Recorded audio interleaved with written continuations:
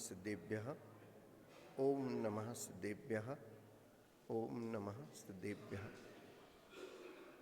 आदिम तीर्थंकर प्रभु आदिनाथ मुनिना आदि व्याधि अगमद मिटे तो पद में मम मात शरण चरण हैं आपके तारण तरण जहाज भवदधि तट तक ले चलो करुणा कर जिनरा। देवादिदेव श्री आदिनाथ भगवान की, संत श्रोमणी आचार्य भगवंत गुरुदेव विद्यासागर महामुनि राज की, ज्येष्ठ मुनिराज श्री ब्रह्म सागर मुनि महाराज की, पूज्य मुनिवासी निर्मत सागर जी, निसर्ग सागर जी, श्रवण सागर मुनि महाराज की, तीन कम नौ कोटि महामुनि राजों की, मूल नायक श्री चिंतामणि पाशनाथ भगवान की, होने वाले पंच कल्याणक गजरत महामहोत्सव की।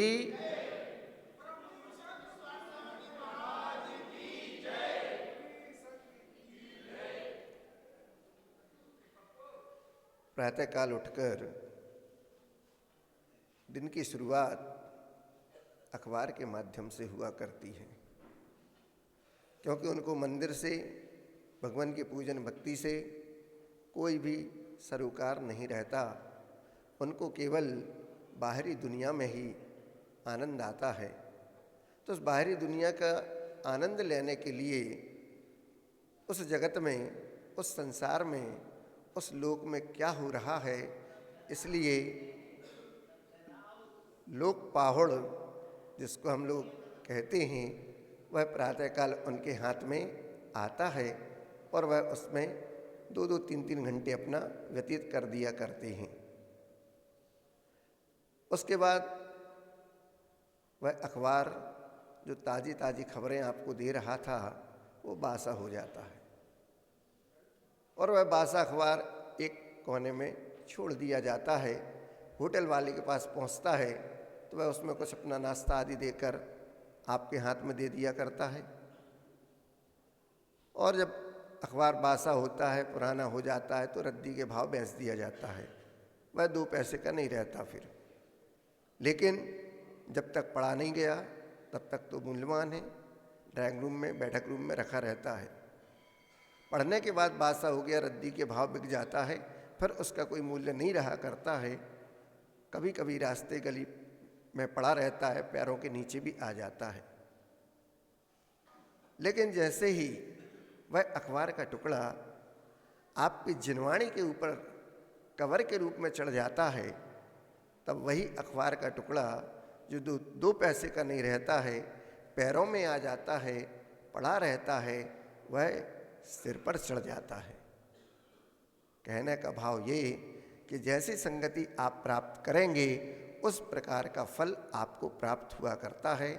ऐसा आचार्य भगवंत पूजपा स्वामी जी इष्टोपदेश ग्रंथराज में कह रहे हैं कि अज्ञानोपास्तिरज्ञानम ज्ञानम ज्ञानी समाश्रयः ददाति यत्तु यस्यास्ति सुप्रसिद्ध मिदम वचः।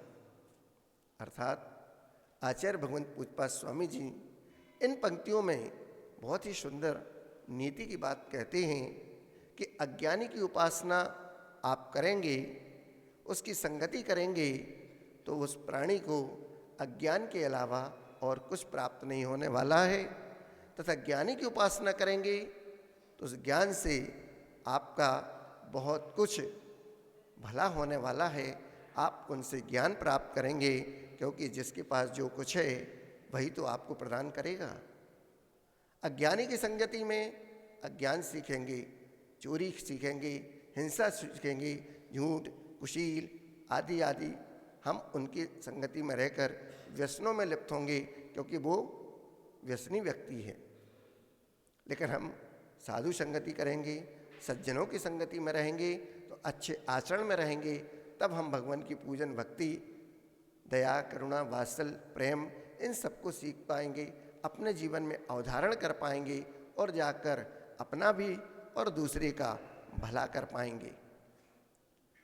इस भीषण ठंडी में जो भी हम घर से बाहर निकलते हैं, देखते हैं कुछ निर्धन व्यक्ति भी हैं, गरीब व्यक्ति भी हैं, अपाहिज व्यक्ति भी हैं, जो सड़क के किनारे रहते हैं, झोपड़ी में रहते हैं, क्या उनको ठंडी नहीं लगती? लेकिन हमारे अंदर अगर दया करुणा है तो हम अपने कुछ पुराने वस्त्र भी उनको दे सकते हैं। हम नया खरीद कर दो ये नहीं कह रहे, लेकिन जो आपके पास रखे और आपको पहनना नहीं है, जिसको आप परिग्रह के रूप में स्वीकार नहीं करते, वो तो अंबार लगे रहते हैं। लेकिन जितना ज़्यादा होगा धन, जितना ज़्यादा होगा परिग्रह, उतना ज़्यादा हम बड़े आदमी कहलाएं। तो आचार्य भगवान कहते हैं कि जिसके पास जितना ज़्यादा धन, उतना ज़्यादा उसको विकल्प, उसका ज़्यादा उसका पाप, क्योंकि बगैर पाप के धन का अर्जन नहीं हुआ करता है। लेकिन उसको अगर हम दया के क्षेत्र में, दान के क्षेत्र में लगा देते हैं तो वही हमारा पाप पुण्य के रूप में परिणत हो जाता है। जैसे कहते हैं कि ब्लैक मनी को अगर वाइट करना है तो प्रभु चरणों में आ जाइए, दान करिए और भगवान की पूजन भक्ति करिए। जो 7 स्थान दान के कहे गए उसमें लगाएंगे तो निश्चित ही आपका भी कल्याण होगा और पर का भी कल्याण होगा। तो जिसके पास जो वस्तु होगी वही वह प्रदान करता है। आप लोग उसका अनुभव भी करते हैं। वर्तमान में आज हर घर का बच्चा हो, वो चाहे बहनें हों, बेटियां हों, सब बाहर पढ़ने के लिए गए हैं। अब वहाँ जाकर वो क्या पढ़ रहे हैं, क्या कर रहे हैं, आपने कभी भी पता करने का प्रयास नहीं किया। और किया भी है तो 1-2 दिन को गए, देखा है और वापस आ गए। पापा 5,000 रुपये चाहिए। किस लिए चाहिए? अभी फीस भरना है। पिछले हफ्ते तो फीस भरी थी, वो दूसरे सब्जेक्ट की थी, इस बार दूसरे सब्जेक्ट की फीस भरना है। पुस्तक चाहिए, ट्यूशन कोचिंग अलग लग गई है, उसका पेमेंट चाहिए। पिता तो अपना दिन रात मेहनत करके जमा पूंजी इकट्ठी करते हैं, आपको एक साथ दे देते, चलो बेटा पढ़ ले, हमारी बेटी अच्छा पढ़ ले। लेकिन वहाँ जाकर किस कार्य में लिप्त हो जाते हैं, जाके देखिएगा, पता कीजिएगा। भोपाल में हम लोग चातुर्मास कर रहे थे जब आचार्य भगवान के चरण सन्निधि में, वहाँ जाकर देखा, क्योंकि शाम के समय मुनिराज तो कमरे के अंदर हो जाते हैं, लेकिन ऐसे लोगों की दुनिया शाम को 7 बजे से प्रारंभ होती है, रात के 2-2, 3-3 बजे तक पार्टियां चलती रहती हैं। तब वह जाकर मालूम पड़ता है कि ये कोचिंग हब थे या फिर सुसाइड हब बन जाते हैं और वहाँ पर व्यसन आदि व्यक्ति करना प्रारंभ कर देता है। गए थे तो हम ज्ञान की खोज में, लेने गए थे ज्ञान, पढ़ने गए थे अच्छा, लेकिन वहाँ पर जाकर अपने जीवन को हम कितना अच्छा बना पाए। वर्तमान में जब वही बेटियाँ, वही बेटे घर में वापस आते हैं और हम लोगों के साथ कुछ उनका उठना बैठना होता है, ज़्यादातर तो चौके में ही देखना होता है कि किस प्रकार से उनका वार्तालाप होता है, कितना आचरण के रूप में उनके जीवन में वो कुछ ज्ञान अवधारित हुआ है, कितना वो जानती हैं, ये सब हम लोग को समझ में आ जाता है। आपका नमोस्तु करना, आपका शुद्धि बोलना, आपका आहारदान देना, कुछ भी आप क्रिया करते हैं, उससे साधु समझ जाता है कि आप कितने पानी में हैं, कितना आपने उस सत्संगति का लाभ लिया, कितना आपने उस व्यवहारिक ज्ञान का भी लाभ लिया। ना तो आपके पास आध्यात्मिक ज्ञान है, ना व्यवहारिक ज्ञान है, तो जीवन आपका कैसा होगा? इसीलिए कहा जाता है कि ज्ञानी की उपासना करने पर ज्ञान की प्राप्ति होगी और अज्ञानी के साथ रहने पर केवल अज्ञान के अलावा और कुछ नहीं प्राप्त होने वाला। 2 तोते थे, बहेलिया ने उनको पकड़ लिया, जंगल में गया, शिकारी ने जाल फैलाया, 2 तोते एक माँ के पेट से उत्पन्न हुए और वो शिकारी के जाल में फंस गए। शिकारी ने बाजार में जाकर उनको बेच दिया। देवयोग से उस दिन उसके सारे तोते बिक गए। अब पुनः वो जंगल में गया शिकारी, उसका यही काम था, जंगल में जाता, शिकार अपना जाल फैलाता, तोतों को पकड़ के लाता, बाजार में बेच देता। ऐसा करते करते उसका जीवन चल रहा था कि एक दिन कुछ वर्षों बाद पुनः वो तोते जो पूर्व में उसने पकड़े थे और बाजार में बेचे थे, वह पुनः उसके जाल में फंस जाते हैं और वो मनुष्य की भाषा में बात करते हैं दोनों तोते। और जब उसका मूल्य पूछा गया बाजार में, तो एक तोते का मूल्य तो उसने 5,000 रुपये बताया और दूसरे तोते का मूल्य 500 रुपये बताया। लोगों ने कहा कि तोते तो दोनों एक से हैं, पर एक का मूल्य 5,000 और एक का मूल्य 500 रुपये क्यों है? बोले आप इनकी भाषा सुन लीजिए, बात सुन लीजिए, वार्तालाप कर लीजिए, तब आपको स्वयं मालूम हो जाएगा कि दोनों तोतों में मूल्य में इतना अंतर क्यों है। पूछा गया, वार्तालाप किया लोगों ने, मारो, काटो, बचने ना पाए, देखो सब कुछ छीन लो। जिसने भी सुना ये शब्द, उसको बड़ा आघात लगा कि कहाँ तोते तो मीठी आवाज़ में बोलते हैं, राम राम बोलते हैं, कहाँ इस प्रकार के कर्कश वचन बोल रहे हैं। दूसरे तोते से वार्तालाप की तो उसने कहा, आइए, पधारिए, आपका स्वागत है, अतिथि देवो भव। आप जलपान लेंगे, आप शीतल छाया में बैठिए, अभी गुरु महाराज आते हैं। जिसने भी इन वचनों को सुना, उसका हृदय गदगद हो गया। अब समझ में आया कि एक तोते का मूल्य 5,000 क्यों है और दूसरे का 500 रुपये क्यों है। 5,000 वाले तोते को हर कोई लेना चाहता है, लेकिन 500 रुपये वाले मूल्य के तोते को कोई नहीं लेना चाहता है। क्यों नहीं? कोई एक कर्कश भाषा शैली, वचन वर्गणाएं उसकी शुद्ध नहीं है। क्यों नहीं है? क्योंकि जिस तोते को पूर्व में उसने बेचा था, उसको एक चोर अपने घर ले गया था और वहाँ जाकर उसकी शब्दों की शैली, उस शब्दों को, उस भाषा को इस तोते ने सीख लिया था, क्योंकि उसको वहीं माहौल मिलता था। चोरी करना, मारना, हड़पना, किसी को छोड़ना नहीं, आदि आदि। तो जो वार्तालाप होती वो तोते ने भी सीख ली। दूसरा तोता साधु महाराज के आश्रम में पहुंच गया था, तो वहाँ पर जिस प्रकार का वार्तालाप होता, जो आचरण होता, उसको उसने सीख लिया। तो कहने का तात्पर्य यही कि जैसी संगति आप करेंगे वैसा आपको मिलेगा। दुर्जन के साथ रहेंगे तो आप बुरी संगति में रहने के कारण बुरी बातों को सीखेंगे, और अच्छी संगति में रहेंगे, सज्जनों की संगति में रहेंगे तो आप बहुत अच्छी बातों को, अच्छे आचरण को सीख पाएंगे। जैसे कि आचार्य भगवंत कहते हैं कि बच्चा अगर बुरी संगति में फंस गया है तो उसकी उन्नति का मार्ग अवरुद्ध हो जाता है। आप बच्चे को डांट फटकार करके सुधारने का प्रयास करते हैं। बड़े बड़े महापुरुष भी उस संगति के अभाव में अपना जीवन खो चुके होते हैं, लेकिन जिन्होंने उस संगति का लाभ ले लिया, उसका जीवन सुधर जाता है, आगे बढ़ जाता है। वह ज्ञान की बातों को भी अच्छे से सीखकर अच्छा बन जाता है। व्यक्ति होटलों में भी चला जाता है, बच्चे अपने रहते हैं और भी व्यसनों में फंस जाते हैं। पंजाब में सबसे ज़्यादा आप देखिए, ड्रग्स की आंधी सारे पंजाब को तहस नहस कर गई। जिस पंजाब को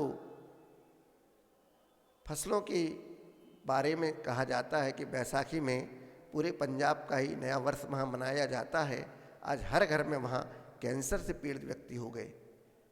मैंने पंजाब से सीधा राजस्थान ट्रेन ही चलती है और उस ट्रेन का नाम ही कैंसर ट्रेन रख दिया गया है।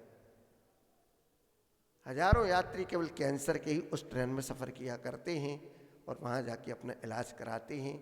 आज हर घर में वहाँ परेशानी है, हर बच्चा वहाँ ड्रग्स से पीड़ित हो चुका। क्यों? संगति हमारी उस प्रकार की हो गई। हम छोड़ तो देते हैं कि बच्चा वहाँ बाहर है, अच्छा पढ़ाई कर रहा, अच्छा सब कुछ है, पैसे से भी भरपूर कर देते हैं, लेकिन वास्तव में आचरण के नाम पर वो सब शून्य हो जाते हैं। न मंदिर है, न आपको वहाँ पर कोई गुरु अच्छा उपदेश देकर बताने वाले हैं। फिर क्या होगा? तो क्या होगा कि वसीयत तो बहुत सारी आप देते हैं, लेकिन नसीहत उनके लिए कुछ भी नहीं दे पाते हैं। तो वसीयत के साथ साथ अगर हम उनको नसीहत भी दें, तब जाके सही जीवन के मार्ग पर वो चल पाएंगे और अपने आदर्श जीवन को उच्च बना पाएंगे। ऐसे स्थानों में आज उच्च आदर्श मिल भी जाते हैं तो सरकार को विश्वविद्यालय खोलने की आवश्यकता नहीं होती, लेकिन ये कुछ नहीं मिलता।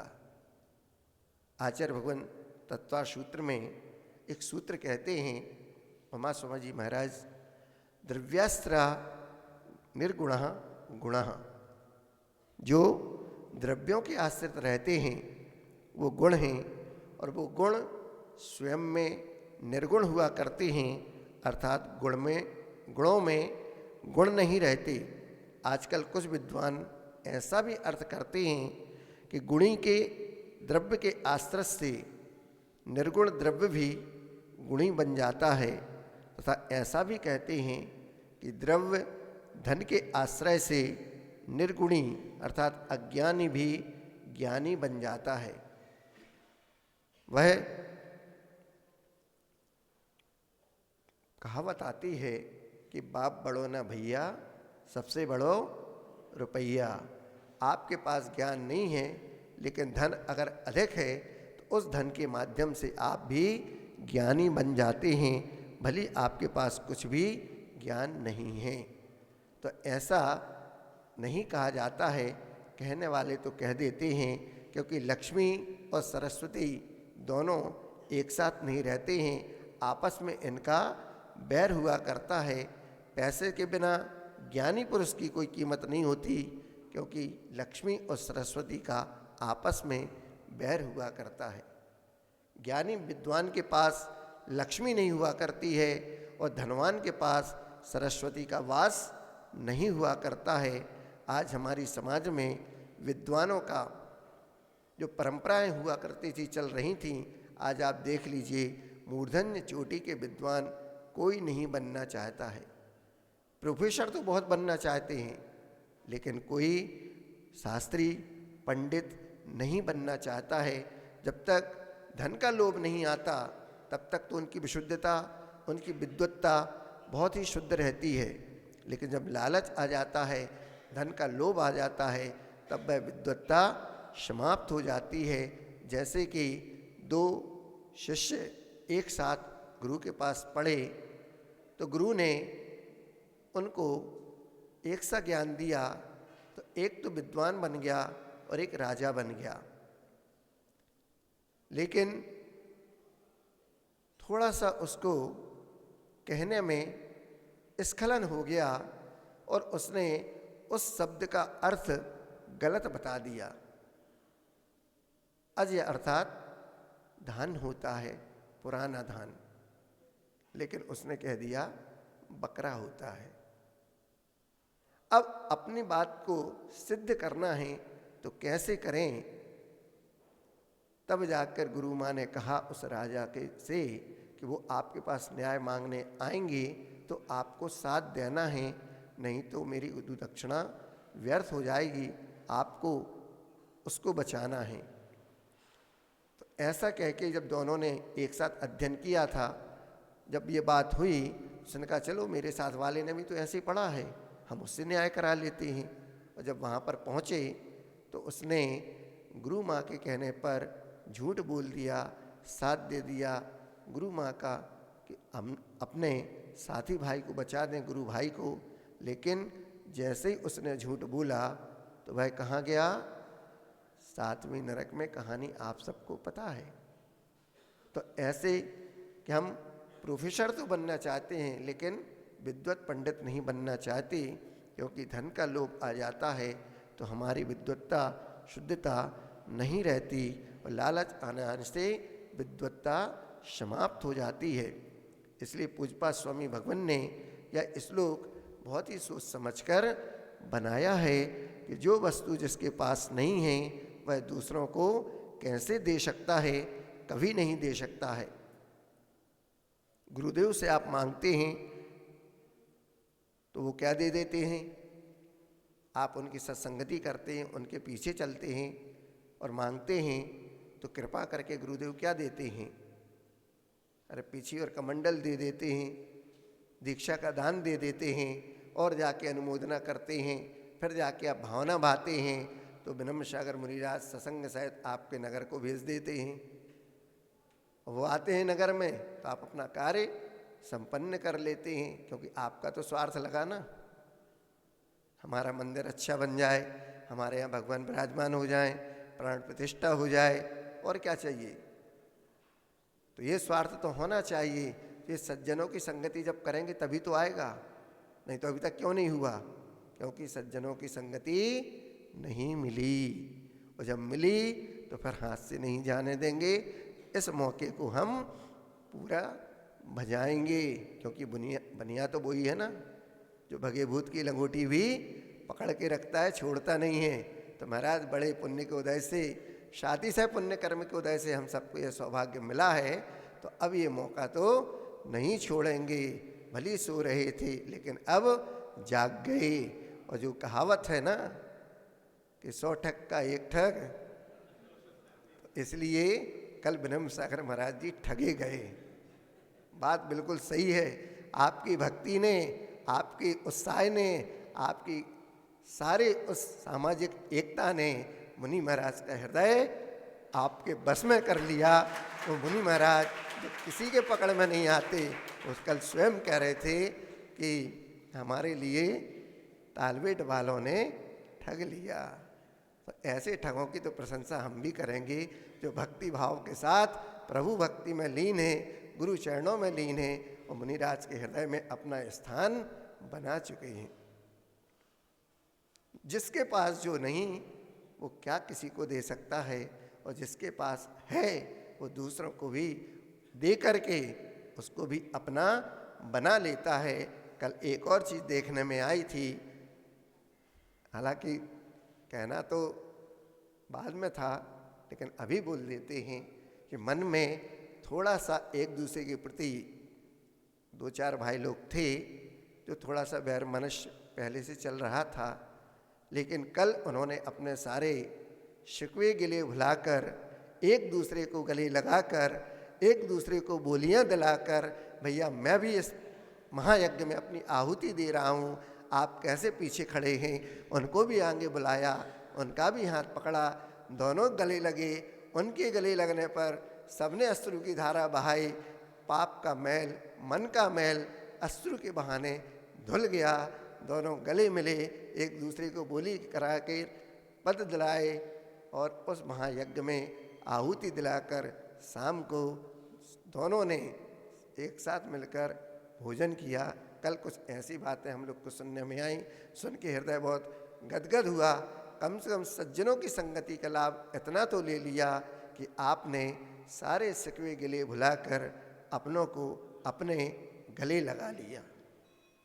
ऐसा ही माहौल, ऐसी ही एकता, ऐसे ही सामाजिक कार्यों के कारण हम समाज को भी और देश में भी और दूसरे जैनेतर बंधुओं को भी बहुत अच्छा संदेश दे पाते हैं। भले मन में एक दूसरे के प्रति थोड़ी सी कलुषता आती है तो हमारे यहाँ उत्तम क्षमा भाव भी कहा गया है, और कहने का नहीं है। क्षमा भाव तो अपनों स्वयं को हृदय में धारण करने का धर्म है, इसलिए उत्तम क्षमा धर्म की जय बोलते हैं। एक दूसरे के प्रति हम कलुषता, बेमनस्ता नहीं, प्रेम भाव का भाव रखते हैं, शत्रुषि मैत्री की भावना भाते हैं, गले लगाते हैं और एक दूसरे के माध्यम से धर्म के पथ पर बढ़ते हुए अपने पापों का क्षय करने का प्रयास और पुरुषार्थ करते हैं। एक ब्राह्मण शराबी से तंग आकर आत्महत्या करना चाहता था। रोज उसको परेशान करता था, मारता पीटता था। चूँकि ब्राह्मण सज्जन व्यक्ति था, लेकिन अब एक सीमा होती है किसी से उसके दुखों को सहन करने की भी, और जब अति हो जाती है तो फिर व्यक्ति कहता है कि अब इस संसार से हमको निकल जाना है। तो तो वह आत्महत्या करने का भाव करता है और पर्वत की चोटी पर जाता है कि मैं यहाँ से गिर जाऊंगा और अपने प्राणों का अंत कर दूंगा। मरने के लिए वह पर्वत पर जाता, लेकिन नीचे देखता इतना गहरा, ऊंचाई बहुत पर्वत की, नीचे मैदान, ऐसा तो नहीं मैं कूदूं, मर नहीं पाया, हाथ पैर टूट गए, फिर क्या होगा। अब वह आत्महत्या तो करना चाहता है, पापों की ओर वह नहीं सोच पाता कि आत्महत्या करके हम कौन सा पाप कर रहे हैं। नरक निगुत की यात्रा करेंगे तो उसमें तो और जाके हमको पाप लगना है, उन पापों को, उन दुखों को हमको सहन करना पड़ेगा। लेकिन वो नहीं सोच रहा है, वो केवल ये सोच रहा है मुझे श्रावी से मुक्ति पाना है और अपने प्राणों का अंत करना है। ऐसा सोचकर वह पर्वत पर चढ़ा, नीचे देखा तो उसकी हिम्मत नहीं हुई, पुनः नीचे देखा, पुनः पीछे हट गया। ऐसा करते करते कुछ समय व्यतीत हुआ कि तब तक सूर्य का थोड़ा सा प्रकाश और अच्छे से बढ़ गया। तो नीचे तलहटी पर एक गुरु महाराज अपने शिष्यों को पढ़ा रहे थे। तो ऊपर से जब वो नीचे देखता है तो उसके शरीर की परछाई नीचे पड़ती है। तो सब देख लेते हैं कि ये क्या है।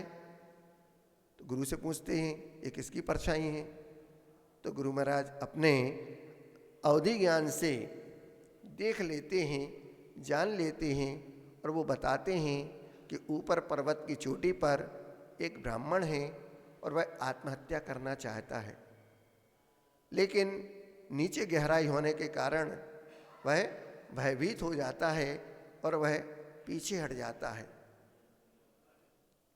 जो शिष्य वहाँ पढ़ रहे थे उनमें से उन दो शिष्यों को वह गुरु महाराज कहते हैं कि आगे चलकर यही आपके पिताजी के रूप में आपको मिलेंगे।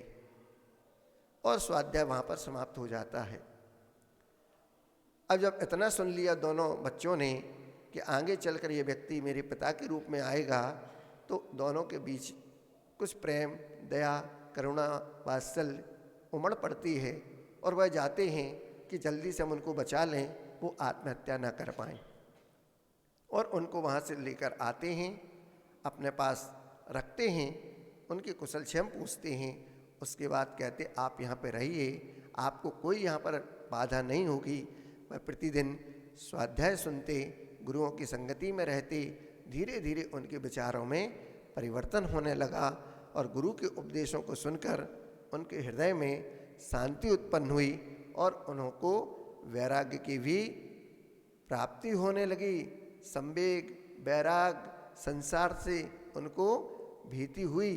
तब जाके उन्होंने गुरु चरणों में रहकर दीक्षा भी की और घोर तपस्या करके समाधि पूर्वक मरण को स्वीकार किया, संलेखना धारण की और कालांतर में आगे चलकर समाधि संलेखना के प्रभाव से वह देवगति को प्राप्त हुए और वहाँ से चलकर आकर वही ब्राह्मण का जीव वसुदेव हुआ और वसुदेव के ही वो दोनों पुत्र श्री कृष्ण और बलराम के रूप में उनको प्राप्त हुए।